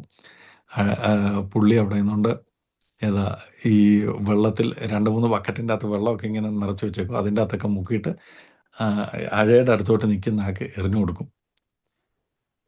അപ്പോൾ പുള്ളി അവിടെ വിരിച്ചിടും. പക്ഷെ ഈ തുണിയൊക്കെ ഇങ്ങനെ വിരിച്ചിടുന്ന കൂട്ടത്തിലുണ്ടല്ലോ, അന്നത്തെ കയറല്ലേ, ഈ അയ എന്തോ എന്നറിയാവും, പൊട്ടിപ്പോവും. താഴെ പോയി. പൊട്ടിപ്പോകുന്ന സമയത്ത് പുള്ളി കയറി പിടിക്കും. നമുക്കറിയാം ഇത് പൊട്ടിപ്പോയി കഴിഞ്ഞാൽ ഒരാൾക്ക് ഒരുമിച്ച് ഇത് കെട്ടാൻ പറ്റുമോ? പറ്റത്തില്ല. ഇല്ല. ഇങ്ങനെ പിടിച്ചോണ്ടിരിക്കും, എടാ ഓടി വാടാ, കാര്യം ഇത് കൂട്ടിമുട്ടത്തില്ല. അങ്ങനെ അയ കെട്ടിയിട്ടുള്ളവർക്കറിയാം. എന്നെ കേൾക്കുന്ന ഇപ്പോഴുള്ള ന്യൂജൻ പിള്ളേർക്കൊക്കെ അയ എന്താന്ന് പോലും അറിയാവുന്ന എനിക്കറിയത്തില്ല. പ്രത്യേകിച്ച് കയറ് പൊട്ടിപ്പോയാൽ എങ്ങനെ കെട്ടുമെന്നും എനിക്കറിയത്തില്ല. അത് നിങ്ങൾ വേണമെങ്കിൽ ഗൂഗിളിൽ വെച്ച് ഗൂഗിളിലൊക്കെ വെച്ച് വേണമെങ്കിൽ കണ്ടോ. പക്ഷേ ഞങ്ങളുടെ അനുഭവമാണ്, ഇങ്ങനെ കെട്ടാൻ നോക്കുമ്പോൾ എന്ത് ചെയ്യത്തില്ല, പറ്റത്തില്ല. പിന്നെന്തോ ചെയ്യും, വേറൊരാളൂടെ വന്ന് അപ്പുറത്തെ സൈഡിൽ നിന്ന് ഇങ്ങനെ ശക്തമായിട്ട് പിടിച്ചത് വലിച്ചെന്തോ ചെയ്യും, കെട്ടും. എന്ന് പറയുന്നത് കൂട്ടാണ് എസെക്കിയേൽ രാജാവിൻ്റെ കാലത്ത്. പുള്ളി കൂട്ടിമുട്ടാൻ നോക്കിയിട്ട് പറ്റിയില്ലെന്ന്. യഹൂദ രാജ്യത്ത് നിന്ന് ഇസ്രായേലിലേക്കും മനേശയിലേക്കും എഫ്രീമിലേക്കും ഒക്കെ ആളയച്ചിട്ട് അവരൊക്കെ പരിഹസിച്ച് വിട്ടെന്നേ. ഇതുകൊണ്ടൊന്നും വലിയ കാര്യമില്ല പപ്പാ, കാര്യമില്ല മമ്മി, കാര്യമില്ല സഹോദര സഹോദരി, പ്രാർത്ഥന കൊണ്ടൊന്നും വലിയ കാര്യമില്ലെന്ന്. പക്ഷെ ഒന്ന് പറഞ്ഞു നോക്ക്, എന്നോടങ്ങ് ക്ഷമിക്കുക, നമുക്ക് ഒരുമിച്ചിരുന്നൊന്ന് പ്രാർത്ഥിച്ചു നോക്കാം എന്ന് ആമേൻ. പറഞ്ഞപ്പം ദൈവത്തിന്റെ കരം എന്തോ ചെയ്തു, അവരെ ഒരുമിപ്പിച്ചു. ദൈവത്തിന്റെ കരം എന്തോ ചെയ്തു, അവർക്ക് ഒരുമിച്ച്. അനുകൂലമായിട്ട് പ്രവർത്തിച്ചു. അങ്ങനെ അനുകൂലമായിട്ട് പ്രവർത്തിച്ചപ്പോൾ അവിടെ എഴുതിയിരിക്കുന്ന ഇതുകൊണ്ട്, ഇസ്രായേലിൽ ഇതുപോലെ വലിയൊരു രാജാവ് ഉണ്ടായിട്ടില്ല. അദ്ദേഹത്തിന്റെ പേരാണ് ശലോമോൻ. ദൈവത്തിന്റെ ദേവാലയം പണിത്, യാഗപീഠങ്ങളെ പണിത്, ദൈവിക സാന്നിധ്യം ഇറക്കിയ മനുഷ്യനാണ് ആര്? ശലോമോൻ. ശലോമോൻ. ആ ശലോമോന്റെ കാലത്തെ അങ്ങനെയൊക്കെ നടന്നിട്ടുള്ളെന്ന് പറഞ്ഞപ്പോ ഇവിടെ ഇറങ്ങിയെന്നേ. ദൈവത്തിന്റെ കരം അനുകൂലമായ ഐക്യത കൊടുത്തപ്പോ ഇവിടെ ഇറങ്ങിയെന്നേ. അതുപോലൊരു ആമേൻ. സന്തോഷം, അതുപോലൊരു സമാധാനം, അതുപോലൊരു ഐക്യത. ദൈവം പ്രാർത്ഥന കേട്ട് മറുപടികളെ നൽകുന്ന. ആമേൻ ആമേൻ. ശലോമോന് ദൈവം ജ്ഞാനവും ബുദ്ധിയും വിവേകവും താൻ പ്രാർത്ഥിച്ച കാര്യങ്ങൾക്ക് മറുപടിയും നൽകിയെങ്കിൽ യെഹിസ്കീയാവിനും ദൈവം നൽകിയെന്ന്. അങ്ങനെയെങ്കിൽ എന്നെ കേൾക്കുന്നവരെ, ഇന്ന് നമ്മുടെ അവസ്ഥകളെ നമുക്ക് ദൈവസേനയിലേക്കൊന്ന് പറയാം. എന്നിട്ട് നമുക്ക് ദൈവത്തോടൊന്ന് പറയാം, കർത്താവേ, എൻ്റെ അവസ്ഥ ഇതാണ്, എൻ്റെ കാര്യങ്ങൾ ഇതാണ്, ഇങ്ങനെയൊക്കെയാണ് എൻ്റെ ജീവിതം, ഇതൊക്കെയാണ് കർത്താവേ എൻ്റെ ജീവിതത്തിന്റെ അവസ്ഥ. ഞങ്ങൾക്ക് വേണ്ടി ഒന്നങ്ങ് കരുണ വരണമേ, ഞങ്ങളെ ഒന്നങ്ങ് സഹായിക്കണമേ. ഇന്ന് കർത്താവേ, അങ്ങയുടെ മുഖത്തേക്ക് ഞങ്ങൾ നോക്കുന്നു എന്ന് പറയുവാൻ കഴിയുമോ? ഹല്ലേലൂയ. നമ്മൾ കേട്ടു, ഒരുവനേക്കാൾ ഇരുവരാണ് ഏറ്റവും നല്ലത്. ആമേൻ. ആ 2 പേർ ഒരുമിച്ച് കൂടുമ്പോൾ 30 ചരട് വേഗത്തിൽ അറ്റുപോകത്തില്ല കേട്ടോ. നമ്മൾ 2 പേരെ ഐക്യമത്യപ്പെട്ട് പ്രാർത്ഥിക്കാനിരിക്കുമ്പോൾ, ഹല്ലേലൂയ, ഒരുമിച്ച് കൂടുമ്പോൾ, ഹല്ലേലൂയ, ആമേൻ ആമേൻ, അതിനധികം ആള് വേണമെന്നൊന്നുമില്ല. ആമേൻ. ഒരുപക്ഷെ ഭാര്യയും ഭർത്താവുമായിരിക്കും, ഒരുപക്ഷെ ഭാര്യയും ഭർത്താവും കുഞ്ഞുങ്ങളുമായിരിക്കും. എന്നെ കേൾക്കുന്ന പ്രിയ കുഞ്ഞുങ്ങളെ, നിങ്ങൾ മതി കേട്ടോ, നിങ്ങൾ മതി. ഹല്ലേലൂയ. ഒരുമിച്ചിരുന്ന് പ്രാർത്ഥിക്കാൻ തുടങ്ങിയാൽ, ഹല്ലേലൂയ, നിങ്ങളുടെ ജീവിതത്തെ ക്രമീകരിച്ച് ഇന്ന് രാത്രി ഒരുമിച്ച് പ്രാർത്ഥിക്കാൻ നിങ്ങൾ തീരുമാനിച്ചാൽ അതിൻ്റെ മേൽ ഇറങ്ങി വരുന്ന ഒരു ദൈവീക സാന്നിധ്യമുണ്ട്. Hallelujah hallelujah. ഇതുവരെ കണ്ടിട്ടില്ലാത്ത സന്തോഷം കൊണ്ട് നിറയ്ക്കുവാൻ കഴിയുന്ന, സമാധാനം നിറയ്ക്കുവാൻ കഴിയുന്ന, പ്രാർത്ഥിക്കുന്ന വിഷയങ്ങൾക്ക് മറുപടികളെ അയക്കാൻ കഴിയുന്ന ഒരു ദൈവീക സാന്നിധ്യം നമ്മുടെ നടുവിലുണ്ട്.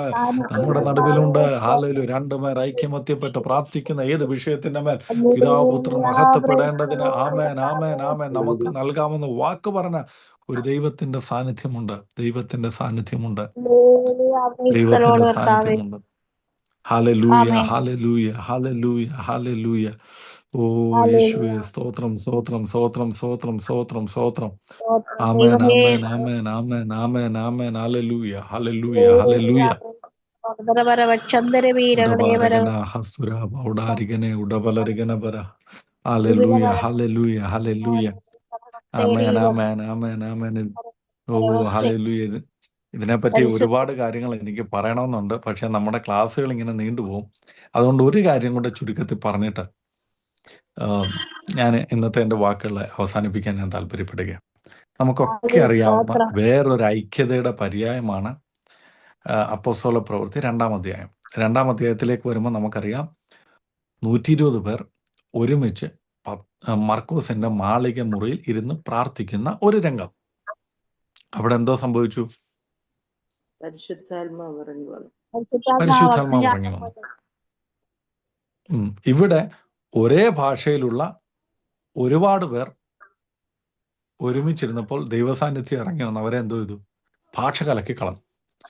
പക്ഷെ ഈ 2-ാം അധ്യായത്തിൽ പല സ്ഥലത്തു നിന്നുള്ള ഒരുമിച്ച് കൂടിയിട്ട് അവർക്ക് എന്തോ ചെയ്തു? ഒരേ ഇവര് ഭാഷ. പറഞ്ഞ കാര്യങ്ങൾ എന്തോ ചെയ്തു? ഒരു ഭാഷ. മനസ്സിലായി. ആമേൻ. മനസ്സിലായി. ദൈവാത്മാവിന്റെ സാന്നിധ്യം വന്നപ്പോ കണ്ടോ? ആമേൻ. ഹല്ലേലൂയ. വിപരീതമായിട്ടുള്ള കാര്യങ്ങൾ നടക്കുന്നുണ്ടോ? ഇത് നടന്നതിന്റെ പിന്നിലുള്ള കാര്യം ഞാനത് പല പ്രാവശ്യം ഇത് ബൈബിള് വായിച്ചു. ഞാൻ ദൈവസന്നി ഇങ്ങനെ പ്രാർത്ഥിച്ചു, ധ്യാനിച്ചു. കർത്താവ്, ഇതിന്റെ പിന്നിലുള്ള കാര്യം എന്താ? അതിന്റെ പിന്നിലുള്ള കാര്യം ഇത്രേ ഉണ്ടായിരുന്നുള്ളൂ. നമുക്ക് കാണാൻ കഴിയുന്നത് അപ്പോസ്തല പ്രവൃത്തി 1-ാം അധ്യായത്തിലേക്ക് നമുക്ക് കടന്നു വരാം. കർത്താവ് അവരോട് പറയാണ്, നിങ്ങളെന്ത് വരുത്? യെരൂശലേമിൽ നിന്ന് വാങ്ങിപ്പോകാതെ എന്നോട് കേട്ട പിതാവിന്റെ വാഗ്ദത്തത്തിനായിട്ട് എന്തോ ചെയ്യണം? കാത്തിരിക്കണം. അപ്പൊ ഇവര് വന്നു, കാത്തിരുന്നു. അതൊക്കെ വലിയ വിഷയമാണ്. പിന്നീട് ഒരു ദൈവം സഹായിക്കുവാണെങ്കിൽ നമുക്കതൊക്കെ പിന്നീട് പഠിക്കാം. അവര് വന്നു. ഇവർ ചെയ്തൊരു കാര്യം 14-ാം വാക്യം, 1-ാം അധ്യായം 14-ാം വാക്യം. അവിടെ കുറെ ആൾക്കാരുടെ പേര് പറയാണ്, ആരൊക്കെ ഉണ്ടായിരുന്നു എന്നുള്ളത്. യാക്കോബിന്റെ മകനായ യൂദ, ഇവർ എല്ലാവരും സ്ത്രീകളോടും യേശുവിന്റെ അമ്മയായ മറിയോടും അവന്റെ സഹോദരന്മാരോടും കൂടെ ഒരുമനപ്പെട്ട് പ്രാർത്ഥന കഴിച്ചു പോന്നു. കണ്ടോ? അവരെന്തോ ചെയ്തു? ഒരുമനപ്പെട്ട് പ്രാർത്ഥന. അപ്പം അത് നിങ്ങൾ കുറിച്ച് വെക്കണം. ബൈബിളിൽ കുറിച്ച് വെച്ചാൽ പോരാ, ഹൃദയത്തിൽ എന്ത് വേണം? ഒരുമനപ്പെട്ട് പ്രാർത്ഥന കഴിച്ചു. അപ്പം നമ്മൾ വിചാരിക്കും ഒരുമനപ്പെട്ട് പ്രാർത്ഥന കഴിച്ചാൽ കാര്യങ്ങൾക്കൊക്കെ എന്തോ ആവും? ക്രമീകരിക്കപ്പെടും. ഇനിയും നിങ്ങൾ ശ്രദ്ധിച്ച് കേൾക്കണം. ഓക്കെ, ഇനിയാണ് നമ്മുടെ അതിൻ്റെ കാതലായിട്ടുള്ള കാര്യം ഇവിടെ വരുന്നത്. കാതലായിട്ടുള്ള കാര്യം ഞാൻ ആ വാക്യം ഒന്ന് എടുത്തോട്ടെ. 15-ാമത്തെ വാക്യം, അടുത്ത വാക്യം. ആ കാലത്ത് ഏകദേശം 120 പേരുള്ള ഒരു സംഘം കൂടിയിരിക്കുമ്പോൾ പത്രോസ് സഹോദരന്മാരുടെ നടുവിൽ എഴുന്നേറ്റ് നിന്നു പറഞ്ഞത്, അടുത്ത വാക്യോടെ വായിച്ചു ആൻറ്റി. സഹോദരന്മാരായ പുരുഷന്മാരെ, യേശുവിനെ പിടിച്ചവർക്ക് വഴികാട്ടിയായി തീർന്ന യൂദയെക്കുറിച്ച് പരിശുദ്ധാത്മാവ് ദാവീദ് മുഖാന്തരം മുൻപറഞ്ഞ തിരുവെഴുത്തിന് നിവൃത്തി വരുവാൻ ആവശ്യമായിരുന്നു. അവന് ഇനിയും നിങ്ങൾ സമയം കിട്ടുമ്പോൾ വായിക്കണം. ഇനി 20-ാമത്തെ വാക്യം. സങ്കീർത്തന പുസ്തകത്തിൽ അവന്റെ വാസസ്ഥലം ശൂന്യമായി പോകട്ടെ, അതിൽ ആരും പാർക്കാതിരിക്കട്ടെ എന്നും അവന്റെ അധ്യക്ഷ സ്ഥാനം മറ്റൊരുത്തന് ലഭിക്കട്ടെ എന്നും എഴുതിയിരിക്കുന്നു. വായിച്ചോ 20-21. ആകയാൽ കർത്താവായ യേശു യോഹന്നാന്റെ സ്നാനം മുതൽ നമ്മെ വിട്ട് ആരോഹണം ചെയ്ത നാൾ വരെ നമ്മുടെ ഇടയിൽ സഞ്ചരിച്ചു പോന്ന കാലത്തെല്ലാം ഞങ്ങളോടുകൂടെ നടന്ന പുരുഷന്മാരിൽ ഒരുത്തൻ ഞങ്ങളോടുകൂടെ അവന്റെ പുനരുത്ഥാനത്തിന് സാക്ഷിയായി തീരണം. കണ്ടോ? നിങ്ങൾ സമയം കിട്ടുമ്പോൾ ഒന്ന് വായിച്ചു നോക്കണം. 2-ാം അധ്യായം വരെയുള്ള കാര്യങ്ങൾ മതി. ഞാൻ സമയച്ചുരുക്കം മൂലം ഞാനത് വിശദീകരിക്കുന്നില്ല. അപ്പോൾ ഒന്ന്, ഈ 12-ാം വാക്യം തൊട്ട് ആരൊക്കെ അവിടെ ഉണ്ടായിരുന്നു എന്ന് പറയുന്നുണ്ട്. ഇവരെല്ലാം കൂടെ ഒരുമനപ്പെട്ട് കൂടി. ഒരുമനപ്പെട്ട് കൂടിയിരിക്കുമ്പോൾ ശിഷ്യന്മാരും യേശുവിൻ്റെ അമ്മയും യേശുവിൻ്റെ സഹോദരന്മാരും ബാക്കിയുള്ളവരെല്ലാം കൂടെ ചേർന്ന് 120 പേര് ഒരുമനപ്പെട്ട് അവരിയ്ക്കുക, പ്രാർത്ഥന കഴിച്ചുകൊണ്ടിരിക്കും. അതിൽ ഒരാൾ ആരാണ്? ഈ പത്രോസ്. നമ്മുടെ ഭാഷയിൽ പറഞ്ഞാൽ നമ്മൾ പറയും, സഹോദര നിങ്ങളവിടെ ഇരിക്കുക, നിങ്ങളെപ്പറ്റി നമുക്കറിയാം. യേശുവിനെ 3 പ്രാവശ്യം തള്ളി പറഞ്ഞല്ലേ, നിങ്ങൾ എന്തോ യേശുവിൻ്റെ പിടിക്കാൻ വന്നവനെ കത്തിയെടുത്ത് വെട്ടിയവനല്ലേ എന്നൊക്കെ പറഞ്ഞെന്തോ ചെയ്യും നമ്മൾ പറഞ്ഞേനെ. പക്ഷെ ഇതാരും ഒന്നും പറഞ്ഞില്ല. കണ്ടോ? ഒരുമനപ്പെട്ടിരിക്കുമ്പോൾ ഉള്ള ഗുണം കണ്ടോ? എന്നിട്ട് അടുത്ത കാര്യം, അവരുടെ നടുവിൽ ഒരു ക്രമീകരണം നടത്തുക, ഒരു വിടവ് നികത്തുക. എന്താണ് വിടവ്? 12 പേരുണ്ടായിരുന്നു, അതിലൊരുത്തനില്ല. കർത്താവ് തെരഞ്ഞെടുത്തതാ 12 പേരെ, അല്ലേ? അതിൽ ഒരാൾ എന്തോ ഇല്ല, ഇപ്പം മരിച്ചില്ല. ഇല്ല. പുള്ളി ആത്മഹത്യ ചെയ്തു. കേട്ട് ഞാൻ നേരത്ത് പോയി. അപ്പൊ അവിടെ ഒരു വിടവുണ്ട്, ഒരു ഗ്യാപ്പുണ്ട്. അതെങ്ങനെ നികത്തണം? കർത്താവ് കാണിച്ചു കൊടുക്കുന്ന ആളിനെ ആ സ്ഥാനത്തേക്ക് കൊണ്ടുവരണം. ഞാൻ ഈ വാക്യം വായിപ്പിച്ച എന്താണെന്നറിയോ? പത്രോസ് എഴുന്നേറ്റ് നിന്ന് പറയുന്നത് എന്താണെന്നറിയോ? ദൈവവചനത്തിന്റെ അടിസ്ഥാനത്തിൽ അവരെ എന്തോ ചെയ്തു? ആ വിടവ് എന്തോ ചെയ്തു? 120 പേരെയും ഒരുമിച്ചാക്കി. ഒരേ ഉം. ഐഡിയ, ഒരേ ദൈവത്തിന്റെ വചനത്തിന്റെ അടിസ്ഥാനത്തിൽ അവരെന്തോ ചെയ്തു? ആ വിടവ് നികത്തി. അതാണ് പത്രോസ് പറഞ്ഞത്. നമ്മുടെ കൂട്ടത്തിലുണ്ടായിരുന്ന ഒരുത്തൻ പോയി, അവനെപ്പറ്റി ദൈവവചനം പറയുന്നു, അവന്റെ അധ്യസ്ഥ സ്ഥാനം മറ്റൊരുത്തൻ ഏൽക്കട്ടെ. ഏറ്റെടുക്കട്ടെ. അപ്പൊ അങ്ങനെയെങ്കിൽ നമ്മുടെ കൂട്ടത്തിൽ ഒരാൾ എന്ത് ചെയ്യണം? ഇത് ഏറ്റെടുക്കണം. അത് ദൈവവചനമാണ്. എന്നിട്ട് പറയാണ്, കർത്താവിന്റെ നാളെ മുതൽ ആദ്യം തൊട്ട് നമ്മളോട് ഉണ്ടായിരുന്ന 2 സഹോദരന്മാർ നമ്മുടെ കൂടെ ഉണ്ട്. അതിലൊരാളെ എന്തോ ചെയ്യണം? നമ്മൾ തിരഞ്ഞെടുക്കണം. കണ്ടോ? അപ്പോ ഒരുമനപ്പെട്ടു വന്നപ്പോൾ അവർക്ക് മനസ്സിലായി, ഞങ്ങളുടെ നടുവിൽ എന്തോ ഉണ്ട്? ഒരു വിടവുണ്ട്. അതെങ്ങനെ അവർക്ക് മനസ്സിലായി? ദൈവവചനത്തിലൂടെ മനസ്സിലായി. അപ്പൊ അവരെങ്ങനെ അത് പരിഹരിക്കാൻ തീരുമാനിച്ചു? ദൈവവചനത്തിന്റെ അടിസ്ഥാനത്തിൽ പരിഹരിക്കാൻ തീരുമാനിച്ചു. എന്നിട്ട് 23-ാം വാക്യം പറയുന്നു, അങ്ങനെ അവർ യുസ്തോസ് എന്നും മറുപേരുള്ള ബർശേബ എന്ന യോസഫും മത്യാസ് എന്ന 2 പേരെ നിർത്തി, സകല ഹൃദയങ്ങളെയും അറിയുന്ന കർത്താവെ, തൻ്റെ സ്ഥലത്തേക്ക് പോകേണ്ടതിന് യൂത ഒഴിഞ്ഞുപോയി ശുശ്രൂഷയ്ക്കായി അപ്പോസ്തലത്തിന്റെ സ്ഥാനം ലഭിക്കേണ്ടതിന് ഈ 2 ലേവനെ തിരഞ്ഞെടുത്തിരിക്കുന്നു എന്ന് കാണിച്ചു തരണമേ എന്നെന്തോ ചെയ്തു? പ്രാർത്ഥിച്ച് ചെയ്തിട്ടു. അപ്പൊ ഇവരെല്ലാം ചെയ്തെന്തോ? ഒരുമനപ്പെട്ട് ദൈവവചനത്തിന്റെ അടിസ്ഥാനത്തിൽ അവരുടെ നടുവിലുണ്ടായിരുന്ന ആ വിടവ് ദൈവവചനത്തിന്റെ അടിസ്ഥാനത്തിൽ അവരടയ്ക്കാൻ തീരുമാനിച്ച് പ്രാർത്ഥിച്ചു. അങ്ങനെ എന്തോ ചെയ്തു? ആ 11 എന്നുള്ളത് പിന്നെന്തുവായി? 12ആയി. അപ്പൊ നമ്മുടെ ജീവിതത്തിൽ അങ്ങനെ എന്തെങ്കിലും വിടവൊക്കെ ഉണ്ടോ?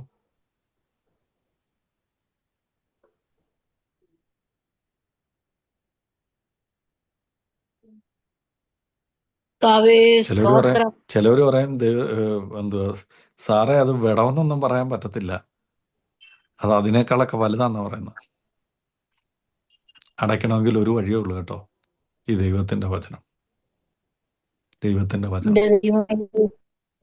ദൈവത്തിന്റെ വചനപ്രകാരം പത്രോസ് എഴുന്നേറ്റ് നിന്ന് ദൈവവചനപ്രകാരം, ഞാനത് ചുരുക്കി പറഞ്ഞതേ ഉള്ളൂ സമയ ചുരുക്കം മൂലം. നിങ്ങളതൊന്ന് വായിച്ചു നോക്കണം. താൻ ചെയ്ത കാര്യങ്ങൾ, ദൈവവചനത്തിൽ എന്തൊക്കെ എന്നെപ്പറ്റി ഞങ്ങളെപ്പറ്റി നിവൃത്തിയാകണമെന്ന് എഴുതി വെച്ചിട്ടുണ്ടോ അതെല്ലാം പറഞ്ഞ് താനെന്തോ ചെയ്തു? മറ്റുള്ളവരെ എൻകറേജ് ചെയ്തു. എന്നിട്ട് പറയാണ്, നമ്മളെപ്പറ്റി ദൈവം ആഗ്രഹിക്കുന്ന ഇതാ, നമ്മളെപ്പറ്റി ദൈവം ആഗ്രഹിച്ചാൽ അപ്പോസ്തലനാകാൻ വേണ്ടിയാണ് നമ്മളെ വിളിച്ചത്. ഇന്നതിൽ ഒരാൾ കുറഞ്ഞു പോയെന്നേ ഉള്ളൂ. പക്ഷെ നമുക്കൊരു കാര്യം അറിയാം, ദൈവത്തിന്റെ അടിസ്ഥാനത്തിൽ നമുക്ക് വേറൊരാളെ തിരഞ്ഞെടുക്കാന്നേ. അങ്ങനെ ഒരുമനപ്പെട്ടവർ പ്രാർത്ഥിച്ച് ദൈവസന്നിധി ചീട്ടിട്ട് അങ്ങനെ ഒരാളെ തിരഞ്ഞെടുത്ത് അവരുടെ വേല പിന്നെന്തോ ചെയ്തു? കണ്ടിന്യൂ ചെയ്ത്. അങ്ങനെ അവർ പ്രാർത്ഥിച്ചുകൊണ്ടിരുന്നപ്പോൾ ആരിറങ്ങി വന്നു? പരിശുദ്ധാത്മാവ്. അപ്പൊ ഇതൊക്കെ നടന്നതിന് ശേഷമാണ് ആര് വന്നത്? പരിശുദ്ധാത്മാവ്. അപ്പൊ നമ്മൾ പൊതുവെ ഇത് വായിച്ചു വരുമ്പോൾ പറയുന്നൊരു കാര്യമുണ്ട്, 120 പേര് ഒരുമിച്ച് പ്രാർത്ഥിച്ചപ്പോൾ എന്തോ വന്നു?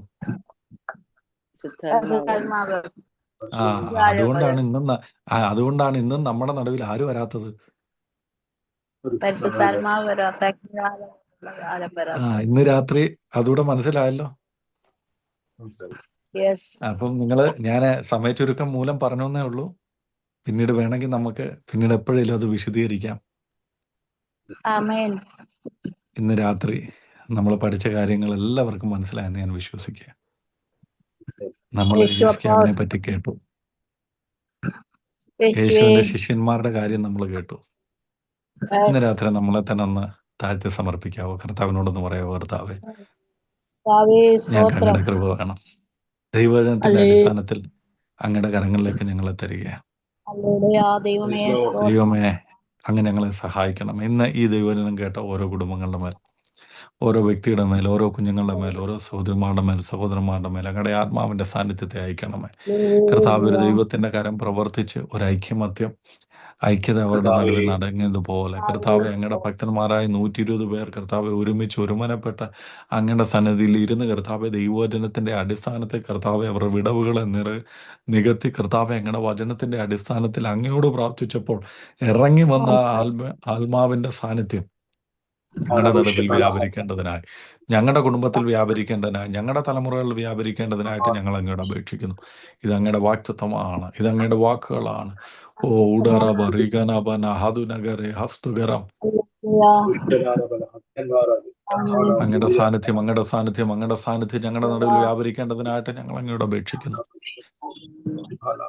ഓ ആലേലുയ, ഐക്യതയില്ലാത്ത കർത്താവെ, ആലേലുയ, ശത്രുവായവന് പലപ്പോഴും പോരാടുകയും കർത്താവെ വിടവുണ്ടാക്കുകയും ഒക്കെ ചെയ്തിരിക്കുന്ന സ്ഥാനത്ത് കർത്താവെ, ഇന്ന് പോൽക്കാലം വിടവുകളെ അങ്ങയുടെ വചനത്തിന്റെ അടിസ്ഥാനത്തിൽ ഞങ്ങൾ അടക്കുകയാണ്. ഓ ഹാലേലൂയ, ഹാലേലൂയ, ഞങ്ങൾ അനുഗ്രഹിക്കപ്പെടണമെന്നും കർത്താവെ, ഞങ്ങൾ അങ്ങയ്ക്ക് വേണ്ടി വൻകാര്യങ്ങളെ ചെയ്യണമെന്നും ഒക്കെ അങ്ങ് ആഗ്രഹിക്കുന്നല്ലോ. കർത്താവെ, പലപ്പോഴും പല കാര്യങ്ങളും ഞങ്ങളുടെ ജീവിതത്തിൽ ആഗ്രഹങ്ങളായിട്ട് തന്നെ നിൽക്കുകയാണ്. എന്നാൽ ആമേൻ ആമേൻ അവർ ചെയ്യുന്നത് ഹാലേലൂയ ഹാലേലൂയ സാധിക്കാതിരിക്കത്തില്ലെന്ന് അങ്ങയുടെ വചനം പറയുന്നത് പോലെ കർത്താവെ, അങ്ങയുടെ സാന്നിധ്യം ഞങ്ങളോടുകൂടെ ഉണ്ടെങ്കിൽ അത് സാധിക്കുമെന്ന് ഞങ്ങൾ അറിയുന്നു. ദൈവത്തിൻ്റെ കരം ഞങ്ങൾക്ക് അനുകൂലമായി പ്രവർത്തിക്കേണ്ടതിനായിട്ട് ഞങ്ങൾ അങ്ങോട്ട് അപേക്ഷിക്കുന്നു. ദൈവജനത്തെ കർത്താവെ അനുഗ്രഹിക്കുന്നു. കർത്താവ് അവരുടെ നടുവിൽ ഐക്യത വരട്ടെ, സന്തോഷം വരട്ടെ, സമാധാനം വരട്ടെ. കർത്താവ് ശലോമോന്റെ കാലത്ത് പോലെ കർത്താവ് അവിടെ സന്തോഷം വ്യാപരിച്ചു എന്ന് ഞങ്ങൾ കാണുന്നല്ലോ. കർത്താവ് യഹോവ അവരുടെ പ്രാർത്ഥന കേട്ടു എന്ന്, സൗഖ്യം വരുത്തിയെന്ന് ഞങ്ങൾ വായിക്കുന്നു. ദൈവജനത്തിന്റെ നടുവിൽ സൗഖ്യം വ്യാപരിക്കട്ടെ കർത്താവ്, സന്തോഷം വ്യാപരിക്കട്ടെ കർത്താവ്, സമാധാനം വ്യാപരിക്കട്ടെ. അങ്ങനെ കൃപാടിയങ്ങളോടും കൂടെ ഇരിക്കും. അടിയനെയും കുടുംബമായിട്ട് ഓർത്ത് പ്രാർത്ഥിക്കുന്നു. ദൈവങ്ങൾ അങ്ങ് ഉപയോഗിക്കണമേ, സന്തോഷവും സമാധാനവും ഐക്യതയും നൽകണമേ കർത്താവ്. അങ്ങയ്ക്ക് വേണ്ടി വൻകാര്യങ്ങളെ ചെയ്യുവാൻ അടിയനെയും കുടുംബത്തെയും അങ്ങ് സഹായിക്കണമെന്ന് പ്രാർത്ഥിക്കുന്നു. അടിയനെയും കർത്താവ് ദൈവസന്നിധിയിലേക്ക് താഴ്ച സമർപ്പിക്കുകയാണ്. അങ്ങനെ ഞങ്ങളുടെ പ്രാർത്ഥന കേട്ടിരിക്കുക. സ്തോത്രം യേശുവിൻ നാമത്തിൽ തന്നെ. ആമേൻ ആമേൻ ആമേൻ. ദൈവം എല്ലാവരെയും ധാരാളമായിട്ട് അനുഗ്രഹിക്കട്ടെ. അടുത്ത ആഴ്ച നമുക്ക് കാണാം. Thank you so much. ഒരു പ്രാർത്ഥന വിഷയമുണ്ട് കേട്ടോ.